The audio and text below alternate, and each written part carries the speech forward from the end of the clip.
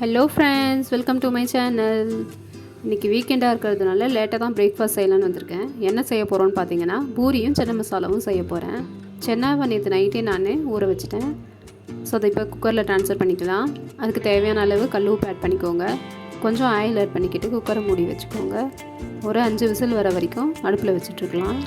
இப்போது பூரி மாவு ரெடி பண்ணிக்கலாம். கோதுமை மாவு ஆட் பண்ணிக்கோங்க. 4 டேபிள் ஸ்பூன் கார்ன்ஃப்ளவர் மாவு ஆட் பண்ணிக்கோங்க. கார்ன்ஃப்ளவர் மாவு போடுறதுனால நம்மளுக்கு பூரி வந்து நல்லா சாஃப்டாக இருக்கும். அப்புறம் சால்ட் ஆட் பண்ணிக்கோங்க. 1 டேபிள் ஸ்பூன் ரவை ஆட் பண்ணிக்கோங்க. கொஞ்சம் ஆயில் ஆட் பண்ணிக்கிட்டு நல்லா பிசைஞ்சு விட்டுக்கோங்க. இப்போ நம்மளுடைய பூரி மாவும் ரெடி ஆகிடுச்சு. நெக்ஸ்ட்டு சென்னை மசாலா செய்யலாம் வாங்க.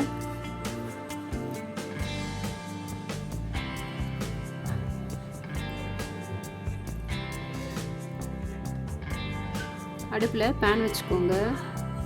வாட்டர் ட்ரை ஆன உடனே அதில் ஆயில் ஆட் பண்ணிக்கோங்க.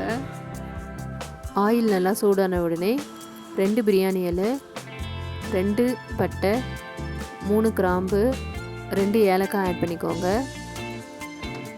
மீடியம் சைஸில் 2 ஆனியனை நல்லா கட் பண்ணி ஆட் பண்ணிக்கோங்க. 2 பச்சை மிளகாய் ஆட் பண்ணிக்கோங்க. வதங்கிறதுக்கு மட்டும் லைட்டாக சால்ட் ஆட் பண்ணால் போதும். நம்ம ஆல்ரெடி சென்னாவில் கல் உப்பு ஆட் பண்ணியிருக்கிறதுனால இதுக்கு வதங்கிறதுக்கு மட்டும் ஆட் பண்ணால் போதும். 2 table spoon ginger garlic paste add பண்ணிக்கோங்க.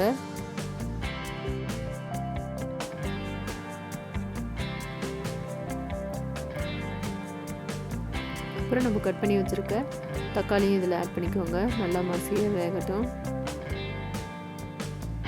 நெக்ஸ்ட் இதுக்கு தேவையான மசாலா பொருட்களை ஆட் பண்ணிக்கலாம். மஞ்சள் தூள் சிறிதளவு, மிளகாய்த்தூள் 1 table spoon, garam masala 1 table spoon add பண்ணிக்கோங்க. பச்சை வாசனை போகிற வரைக்கும் நல்லா கிளறிக்கோங்க. நம்ம ஆல்ரெடி கல்ல வேக வச்சுருக்க வாட்டரை இதில் ஆட் பண்ணிக்கலாம். கொஞ்சம் கல்லை மட்டும் எடுத்து மிக்ஸி ஜாரில் ட்ரான்ஸ்ஃபர் பண்ணிக்கிட்டு ரிமைனிங் இருக்கிறத நம்மளுடைய கிரேவியில் ஆட் பண்ணிக்கோங்க.